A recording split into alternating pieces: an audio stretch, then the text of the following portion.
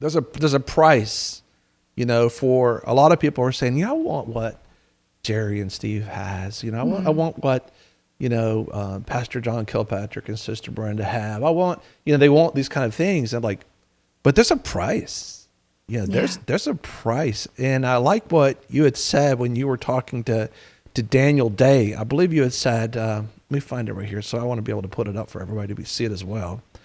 But you had said that the price when you and Steve were first making a decision to serve the Lord, I believe it was, says when you and Steve got saved, we did not want to live for ourselves. We wanted to totally be sold out for the Lord for whatever He wanted, and to say yes to Him every Yes. time, all the way, to say yes to Him Yes.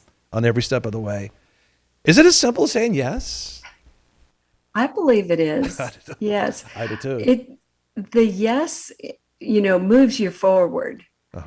And when you make that step to move forward and you look at every single opportunity as a chance to share Right. Jesus with people, Right. I can go back through history and pull out different people that we touched.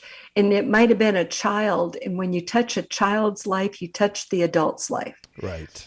When you touch a teenager, there's a chain reaction, and there's family members that get touched. And when things happened at Brownsville, we had already been in ministry for 20 years. Okay. We'd been married 16 years. And so it's not something that happens overnight. Right. You have to show the Lord that you're faithful in the little things. Yeah. If he can't find you faithful in the little things, how can we do something more for him? We have to be faithful in the smallest of things. It would be unwise, right? If we couldn't handle a Right. one, why would He give us a two? It Right. would just be totally wrong. And I remember in 91, we were missionaries in Argentina, and we had visited some of Carlos Anacondia's crusades, Right. and we saw the different things that it took to make it happen, to Right. Right. make your ministry effective. And Speaking of when that, they, can I play a little clip of you okay, speaking with Daniel Day? Because I really want you to okay, add to that, because it just kind of builds okay. around. You did such an excellent job explaining. Is like what? Because this just kind of taps into really what I want. Hopefully, we're going to be able to talk about. But this is you talking specifically about truly how evangelism is done. Here we go. Steve, when we got to Neoken, which was called Graveyard of Pastors, every pastor, every missionary who had ever gone to Neoken, they all left and never started a church. So we took it on as a challenge to go to Neoken, the Graveyard of Pastors. We started in a garage with just the pastor who was going to be pastoring. We were the evangelists that worked the streets in his garage. Then we moved into a storefront. And the first storefront meeting, there was 120 people.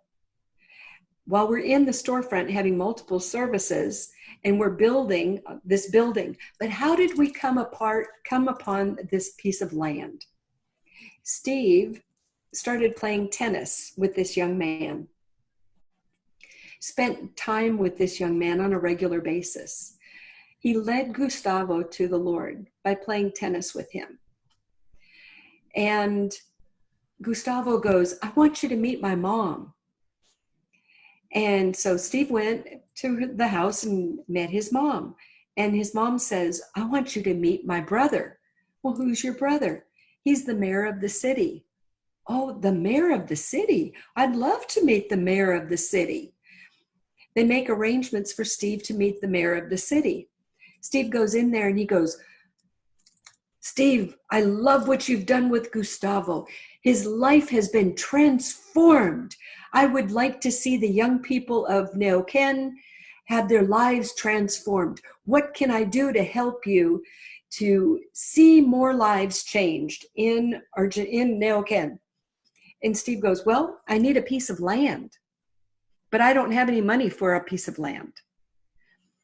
And Gustavo's uncle writes on a napkin, folds it over, hands it to Steve, and he goes, go out the door, turn left, go through the door at the end of the hall, hand it to the person in that room. Steve goes down, obedient, goes down, walks down there, doesn't know what's on the napkin, didn't peek, hands it to the person. They open up the napkin, read the napkin.